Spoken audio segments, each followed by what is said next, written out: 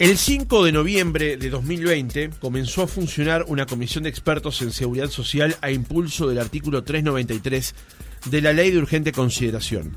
El jueves pasado, 714 días después, la reforma de la seguridad social es ya un proyecto y está ahora a estudio del Parlamento. El Poder Ejecutivo lo giró al Parlamento luego de que todos los partidos políticos, a excepción del Frente Amplio, y todos los ministros del gabinete lo apoyaran previo a algunos cambios que sufrió el anteproyecto. El presidente de la República, Luis Lacalle Pou, cuando lo presentó, dijo que esta reforma es necesaria y una responsabilidad nacional.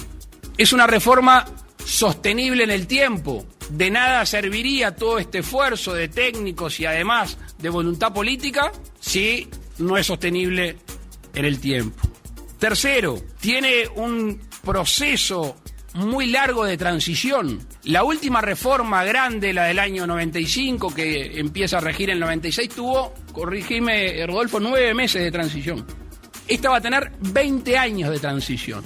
La primera vez que alguien se jubile con 63 años va a ser los de mi generación, los del año 73, en el año 2036. Y con 65 años, los nacidos en el 75, en el 2040. Con lo cual es un proceso de transición larguísimo. Para ser claro, los efectos de la edad de jubilación no se van a ver en los próximos 2 gobiernos, por lo menos. Es una reforma de la seguridad social con una profunda dosis de solidaridad.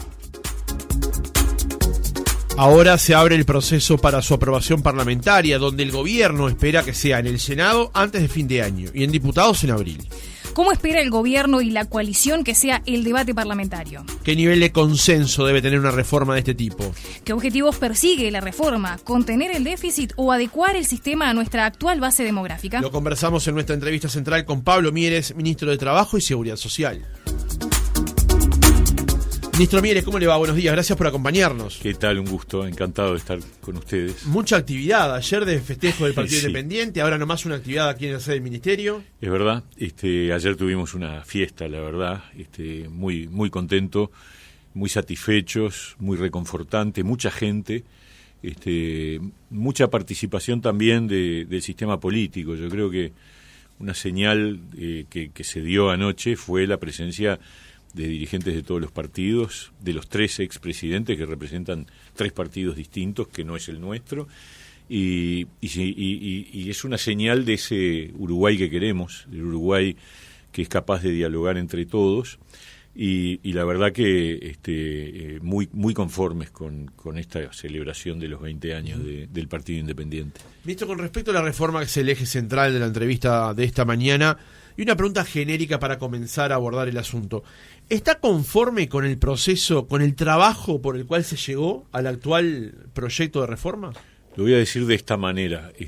No ha habido en la historia del país ningún proceso de reforma de la seguridad social tan participativo, tan dialogado, con tantos grupos y sectores y organizaciones que fueron consultados, que participaron, porque hay una cosa que cuando alguno reclama diálogo para acordar la reforma, yo digo, llevamos 2 años, en esos 2 años el partido de oposición fue incorporado desde el principio en la comisión de expertos, pero además esa comisión de expertos recibió más de 80 delegaciones de todo tipo, todo el que quiso ir a decirle a los expertos, miren, yo creo que las cosas son así, o me parece que hay que preocuparse por esto, por aquello, todos fueron escuchados, hasta comisiones de vecinos, desde universidades, por supuesto que también especialistas extranjeros, o sea, nunca hubo tanto diálogo en torno a este proceso, pero que además continuó después, porque una vez que la comisión de expertos culminó con sus recomendaciones,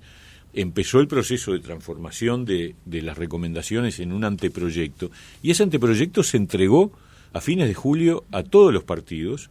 El presidente fue a la sede del Frente Amplio a entregarle en mano al presidente del Frente Amplio el anteproyecto, planteando que estábamos abiertos a recibir sus aportes y propuestas.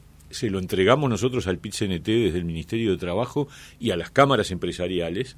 Y después de eso todavía hubo un tiempo en donde los partidos de la coalición aportamos nuestras ideas, nuestras diferencias, nuestras modificaciones que fueron analizadas, discutidas, incorporadas, muchas de ellas.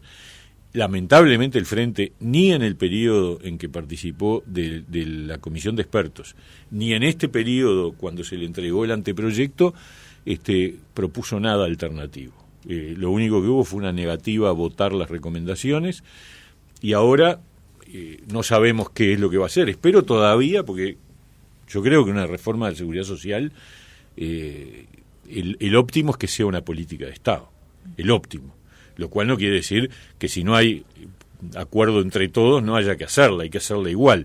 Pero uno le gustaría que fuera acordada por consenso entre todos los partidos. Uh-huh. El Frente Amplio es un partido que representa un porcentaje importante de la población y que busca ganar en la próxima elección. Y uno se pregunta cuál es su propuesta.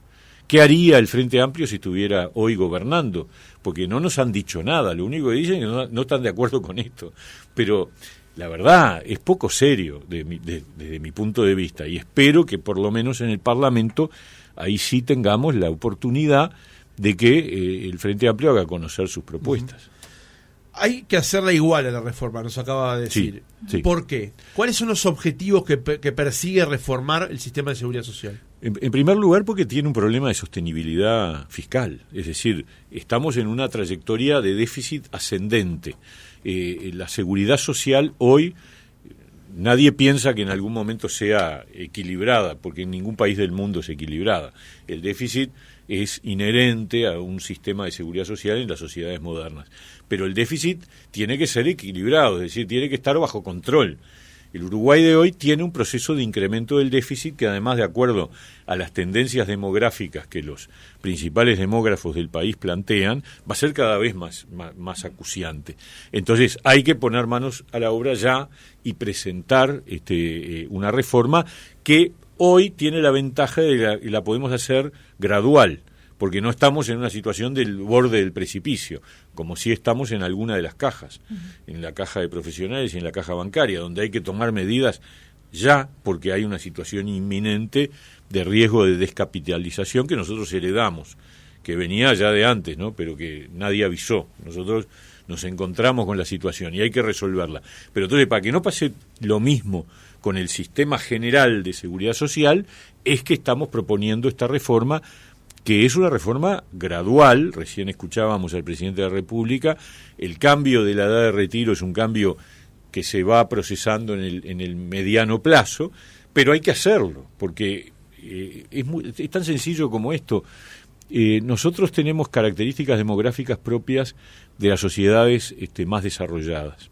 Vivimos cada vez más, por suerte, y eso es una buena noticia, tiene que ver con nuestro sistema de salud, con nuestra capacidad de proporcionarle a nuestra gente una atención a tiempo y amplia, y tenemos, por otro lado, una característica que es también propia de las sociedades modernas, que es la postergación de la paternidad y la maternidad, y por lo tanto la reducción del número de hijos por familia.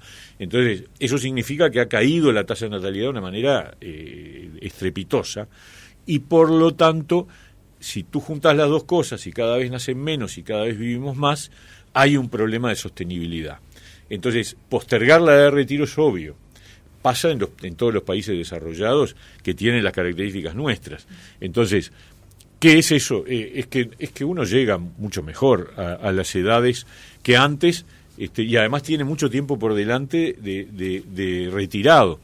Entonces, la reforma lo que hace es extender la edad de retiro, pero a la vez garantiza que nadie obtenga jubilaciones por debajo de los niveles actuales, e incluso más.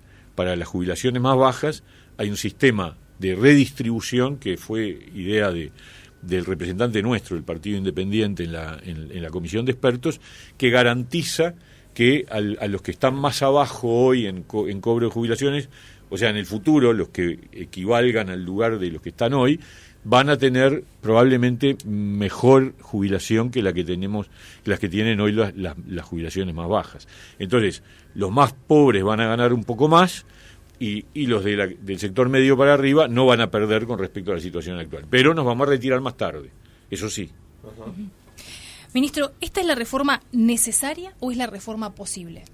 Es necesaria y a la vez es la posible, en el sentido del equilibrio entre la sostenibilidad fiscal, que hay que lograr que esa curva ascendente se estabilice y se proyecte hacia adelante como horizontal, no haya crecimiento del déficit, lo cual significa que hay que seguir bancando el déficit, pero un déficit soportable, y al mismo tiempo es una reforma con equidad, porque ese es el otro asunto. Lo que recién decía, a los más débiles se les va a proporcionar un subsidio que surge de la propia ingeniería del nuevo sistema, pero además va a haber una convergencia de los subsistemas hacia un sistema único, que eso va a llevar 20 años, o sea, no la hacemos de un día para el otro, es imposible, pero como dice bien el doctor Saldain, que es un poco el arquitecto principal junto a un equipo de la elaboración de este proyecto, hoy en día cualquier peso que un uruguayo pone para su jubilación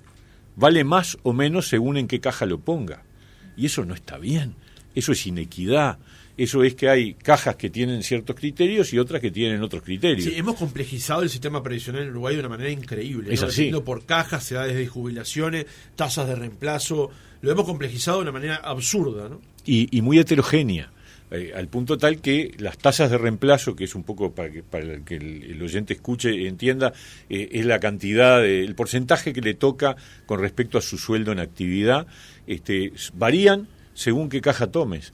La edad de retiro también varía según qué caja tomes. La cantidad de años que se toman para calcular el haber jubilatorio varía según las cajas.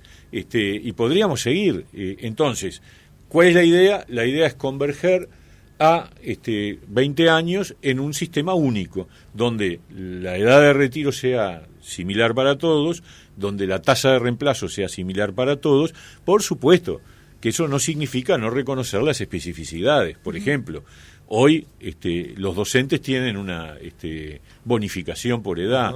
O sea, en realidad cada 3 años de docencia, cada 2 años de docencia vale por 3 a la hora de jubilarse. Lo mismo pasa con los militares, la policía.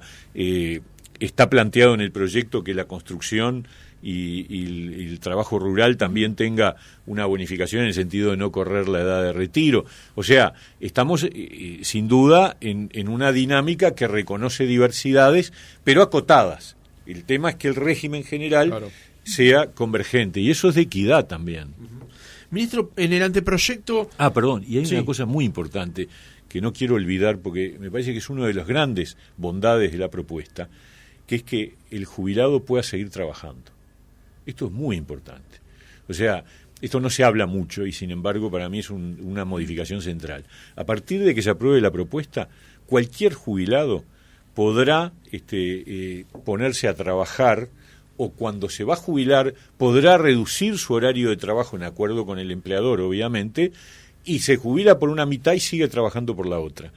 ¿Qué significa esto? Reconocer que uno no pasa de un día para el otro de la actividad plena al retiro total, porque psicológicamente es malo, porque físicamente también es malo, mentalmente es malo, y entonces estas cosas que hoy no están permitidas, o mejor dicho, que algunos pueden, los que aportan a 2 cajas, la caja, la persona, por ejemplo, que es profesional y aporta a la caja profesional y además tiene un trabajo dependiente y aporta al BPS, puede jubilarse por el BPS y seguir trabajando como profesional, o viceversa, pero solo en esos casos, mientras que ahora o retirarse como militar y ponerse a trabajar en el BPS, y si no, mucha gente lo que hace es trabajar en negro.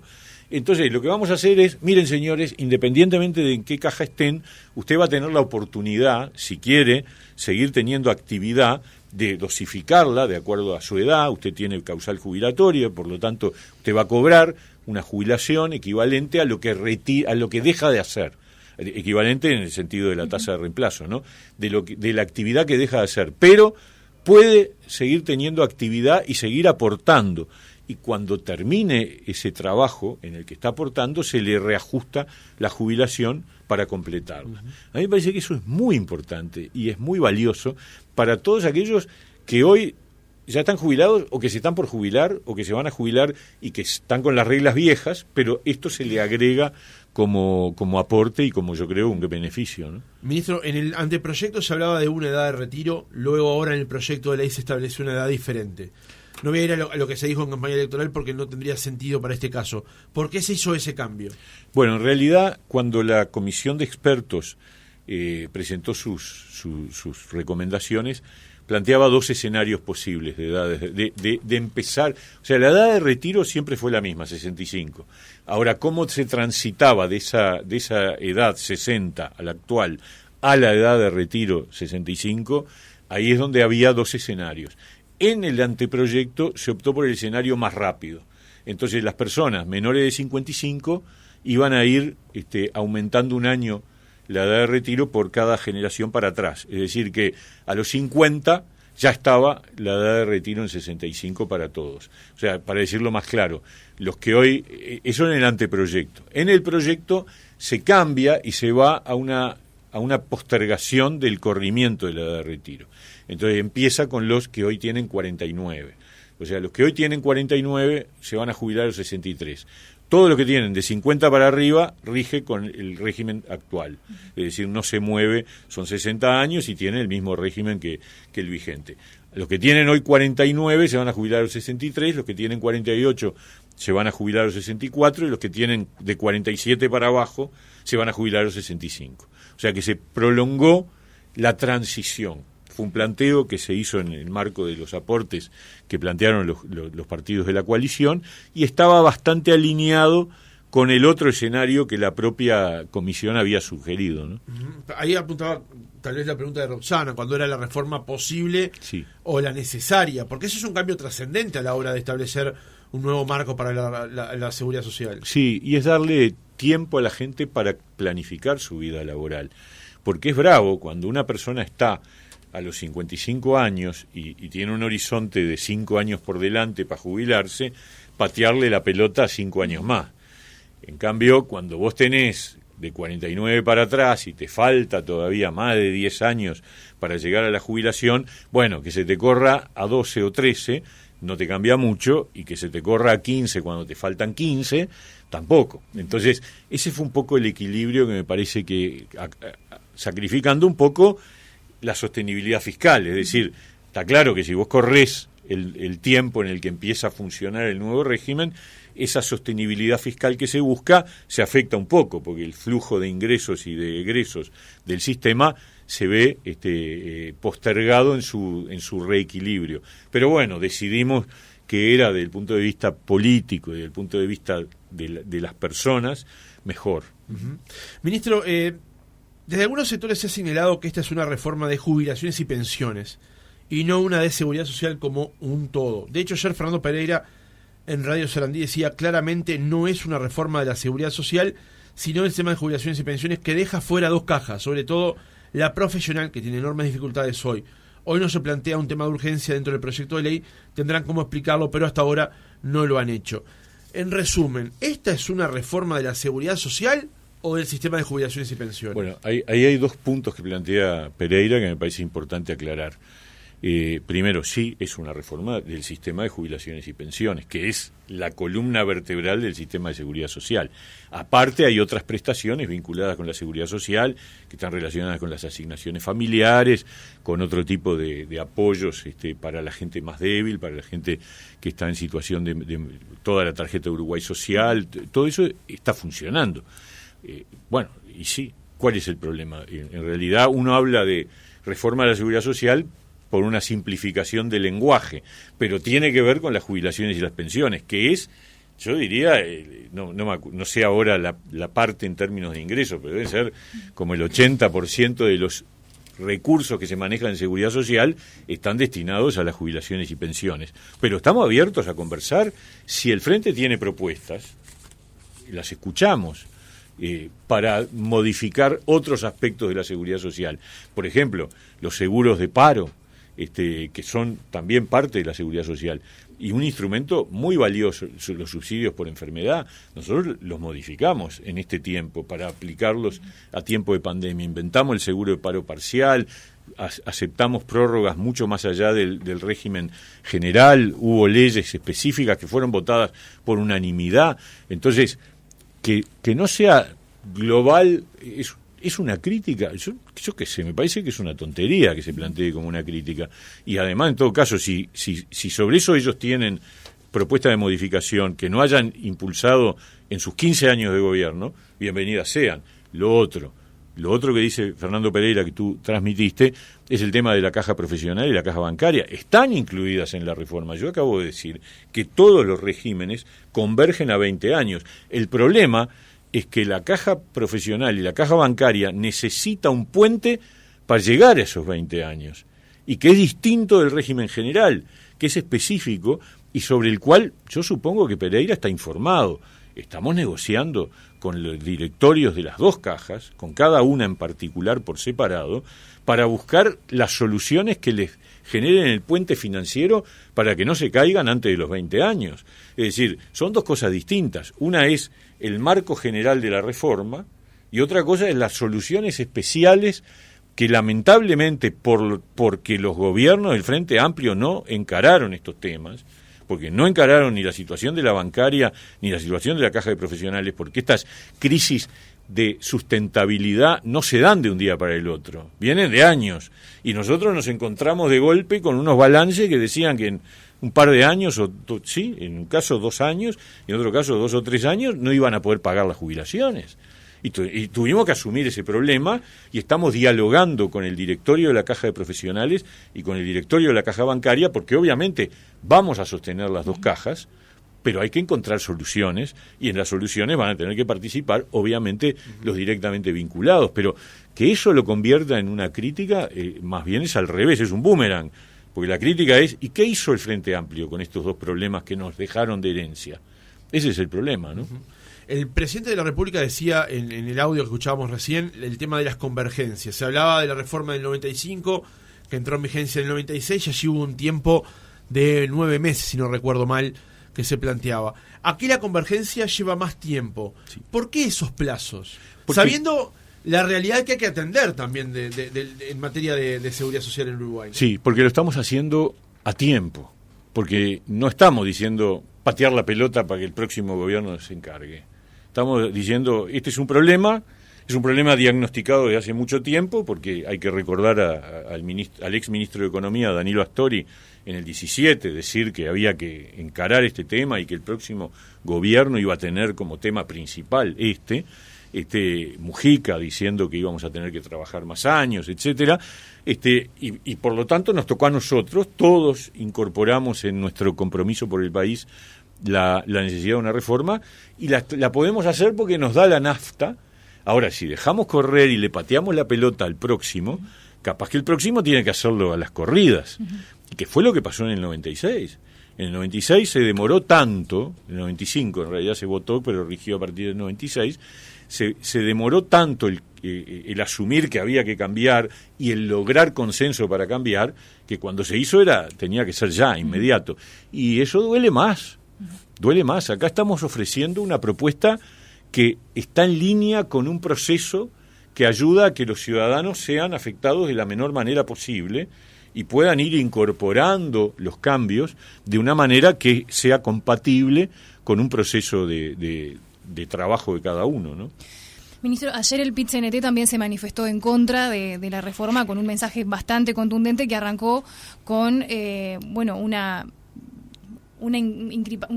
increpando al presidente de la República por haber mentido, sobre todo con el tema de lo que era la edad de lo que se había hecho en campaña a lo que salió en el proyecto. Pero también hubo una crítica al tema de las AFAPs, y que ahora pasaban a ser obligatorias e inclusive se cobraba como una especie de canon por lo aportado. ¿Qué responde a esas críticas que hizo particularmente ayer el PIT-CNT? A ver, primero, con respecto a lo que el presidente dijo en la campaña, bueno, es el presidente el que explica y lo ha explicado, así que yo no me voy a meter en ese punto.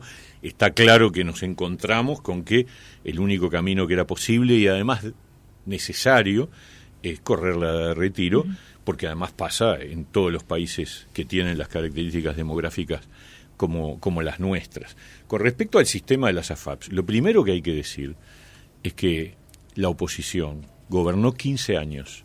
Llegó al gobierno diciendo que estaba en contra de las AFAPs, pero no las tocó. En 15 años, teniendo mayoría absoluta en el Parlamento, por algo no las tocó. porque saben, aunque sigan diciendo que no están de acuerdo, que es imprescindible un régimen mixto en donde hay un componente de solidaridad, que es el que permite un piso que además, repito, nosotros con esta reforma lo vamos a sostener un poco más alto, y además una fuente de ahorro individual, que lo que estamos haciendo es, en la medida que la propuesta es converger a un único sistema, el único sistema incluye que aquellas cajas que no tienen incluido hoy el aporte a AFAP se incorporen a la AFAP. ¿Por qué? Pero es para bien de ellos, porque lo que ocurre es que el fondo de ahorro individual obligatorio es un complemento de la jubilación, es un aporte más para que la jubilación sea más alta para aquellos que tienen capacidad de ahorro. Y después hay otro componente arriba, que es el ahorro voluntario, o sea, el que además del aporte a la AFAP quiere incorporar un nivel de ahorro voluntario, tiene todas las posibilidades, incluso en el proyecto de reforma se agregan instrumentos para que eso ocurra. Pero eso no va en detrimento del régimen de solidaridad. Al contrario, estamos diciendo que las jubilaciones más bajas van a tener un soporte mayor. O sea, la verdad, yo creo que el PIT-CNT en este caso está desorientado en su planteo, lo digo con total franqueza. A mí me parece que han sostenido toda la vida que quieren derogar las AFAPs y el partido que los representa no hizo nada. Y no hizo nada porque no podía hacer nada, porque hubiera sido un desastre que se hubiera desarmado el sistema de AFAPs. Entonces lo que hacemos ahora es extender las AFAPs a las cajas paraestatales y al régimen del servicio de retiro de policías y de militares. Y lo que ya no pueden decir es lo que vinieron diciendo hace mucho, que es que no nos íbamos a animar a tocar la caja militar. La caja militar va a cambiar, va a tener una convergencia paramétrica del mismo modo que el resto de las cajas. Uh-huh. Y eso implica que obviamente se reforma en un sentido mucho más profundo que el Frente Amplio hizo en el 2018, uh-huh. teniendo votos en el Parlamento para hacer una reforma que ellos decían que hay que hacerla mucho más profunda, no hicieron una cosa cosmética, de poco impacto. Y después nos decían, y ahora ustedes no se van a animar. Acá está, arriba de la mesa. Es una reforma para todos igual. Uh-huh. Uh-huh. Ministro, citaba recién a Astori, hoy una crónica en La Diaria hace mención a comentarios que realizara el ex vicepresidente de la República y ex ministro de Economía sobre el tema de la edad de retiro. Dice que él tiene una discrepancia importante con la decisión de elevar la edad obligatoria de retiro a los 65 años. Hay mucha gente que tiene dificultades para esperar recién a los 65 años para jubilarse, considero. Agrego que para esas personas el cambio sería una injusticia muy grande. Tal vez aquí lo que hay que plantearse es que, más allá de extender la edad de retiro, lo que plantea Astori, y buscando justamente concluir la pregunta con sus palabras, de ese debería conjugarse con estímulos y desestímulos para los trabajadores, como otorgar la posibilidad de un retiro anticipado con una menor tasa de reemplazo, o por el contrario, que se beneficie económicamente a quien decida permanecer en el trabajo, en el mercado de trabajo. ¿Cómo se busca cierta protección para los trabajadores que ahora van a tener que trabajar más tiempo, sabiendo que el desempleo a veces se estaciona justamente a esa edad en particular? Sí, de hecho, hay normas del propio Ministerio de Trabajo que se aprobaron el año pasado en dirección a ese grupo de trabajadores, entre otros tantos, ¿no? Sí, a promover el caso de aquellas personas que pierden el empleo con más de 45 años, que es una edad a partir de la cual hay una situación de vulnerabilidad si se pierde el empleo. También vamos a decir la verdad, en el grupo de edad de 45 a 60 tenemos tasas de desempleo muy bajas, del orden del 2-3%.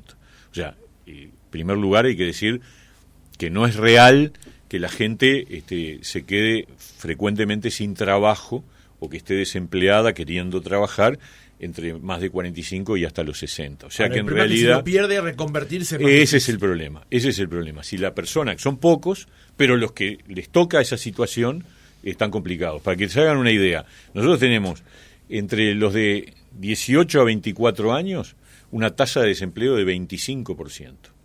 Y entre los de 45 a 60 del 3% aproximadamente. O sea que es una diferencia muy grande. Entonces, yo discrepo con Astori, que en otras cosas coincidimos, porque yo vi que hay una aproximación al proyecto bastante más abierta de parte del contador Astori. Sí, él entiende que la reforma es compartible. Sí, por eso.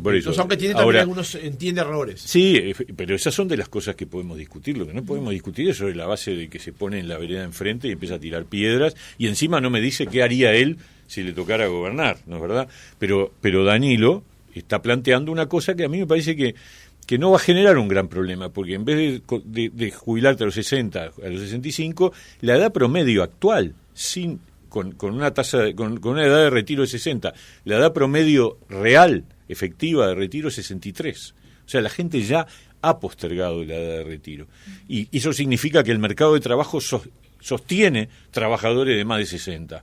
Y de 60 a 65 hoy son trabajadores perfectamente en condiciones, depende por supuesto de las realidades personales, de salud de cada uno, pero en términos estadísticos es gente que tiene cada vez más energía para llegar mejor a los 65. Es más, los que hoy tienen menos de 50 van a llegar a los 65 mejor que los que hoy tenemos más de 60. Entonces, a mí me parece que es una crítica que no me parece relevante. Ministro, queremos abordar todo este tema y nos quedan un par de minutos nada más. Por el lado del oficialismo, dicen algunas crónicas, hoy ya también hay nuevos cambios que se pretenden introducir al proyecto. Por ejemplo, hay un planteo de cabildo abierto con respecto al tema de las pensiones que se pagan, que se sirven a familiares de quienes fueron presos en la dictadura. También de parte del Partido Colorado, por ejemplo de Conrado Rodríguez, que busca la creación de las llamadas jubilaciones activas. ¿Hay espacio para más modificaciones en el proyecto dentro del Parlamento en esta etapa nueva que se abre ahora de discusión? Bueno, a ver, el Parlamento es un poder independiente y eso es parte de la democracia, por lo tanto los parlamentarios tienen todo el derecho de plantear las cosas que les parezca. Lo que sorprende un poco es que dentro de partidos de la coalición que tuvimos la posibilidad, nosotros planteamos nuestras modificaciones y se llevaron adelante, vinculado justamente con el tema pensionario, uno siente que ese proyecto de ley que entró al Parlamento la semana pasada es un proyecto de ley acordado por los partidos, expresamente acordado por los partidos de la coalición. Por lo tanto, uno esperaba que no hubiera propuesta de modificación. Vamos a ver, depende de la entidad de las modificaciones, porque también es verdad que la propuesta de reforma de la Seguridad Social es un sistema que tiene un ordenamiento y es como una especie de construcción en donde no es fácil tocar piezas, porque una pieza que uno toca tiene impacto en otras. Es parecido a un código. Cuando uno en el Parlamento, por ley está determinado que cuando se votan los códigos se votan en conjunto, no se votan artículo por artículo, porque se entiende que es un sistema. Obviamente el régimen de seguridad social no está previsto que se vote en bloque, como sí los códigos, pero tiene una lógica parecida. Entonces, tocar algunas cosas que no afecten el equilibrio puede ser. A mí me gustaría sobre todo escuchar cuál es la propuesta de la oposición, que me parece que es el gran ausente de todo esto. Si un partido tiene responsabilidad, gobernó 15 años y pretende ganar y no le dice a la ciudadanía ni al gobierno qué haría en lugar de esta propuesta, me parece que está en falta con la opinión pública, con la ciudadanía y en falta con el funcionamiento político. Porque en un tema tan relevante yo puedo aceptar que no estén de acuerdo, pero tengo que escuchar qué es lo que harían. Porque es muy fácil decir, yo no quiero esto. Es infantil, ¿no? En cierto modo, es como decir, no me gusta, no sé qué, no puede ser. Bueno, pero dígame, ¿y usted? ¿Qué haría? Sí, el presidente de la República, de hecho, mencionó el tema de costos políticos cuando se lo preguntaron y justamente apuntó que en realidad el costo político no va a ser para el que lo hace, sino para el que no dice qué haría para solucionar el problema. Yo creo que es verdad. Porque la gente no es boba, la gente dice, bueno, sí, bárbaro, pero ¿hay un problema? Sí, hay un problema. ¿Hay necesidad? Todos dijimos que era necesario. Entonces, el gobierno abrió un espacio de mucha participación, de enorme participación. Bueno, aún en ese espacio de mucha participación, es más, tuvimos 4 meses desde julio a noviembre esperando que el Frente Amplio nombrara a sus delegados, porque no quisimos arrancar la comisión de expertos sin integrar a los representantes del Frente Amplio. Demoraron 4 meses en decidir quiénes iban a la comisión de expertos y recién se instaló en noviembre del 20 por esa razón. Y después hubo participación, hay que decirlo, los 3 representantes del frente estuvieron en las reuniones, etcétera, etcétera, pero no presentaron, simplemente votaron en contra y no nos dijeron qué es lo que querían. Y tampoco nos dijeron cuando les presentamos el anteproyecto. Entonces, me parece que ahí hay un debe muy evidente, ¿no? Pablo Mieres, ministro de Trabajo y Seguridad Social, muchas gracias por haber estado otra mañana con nosotros. Nos quedan varios temas en la agenda, y en particular los temas políticos. A partir de lo que fue la instancia de ayer, la nueva que se viene del Partido Independiente en noviembre próximo, pero habrá nuevas instancias para conversar. Muchas gracias. Un gusto grande, encantado.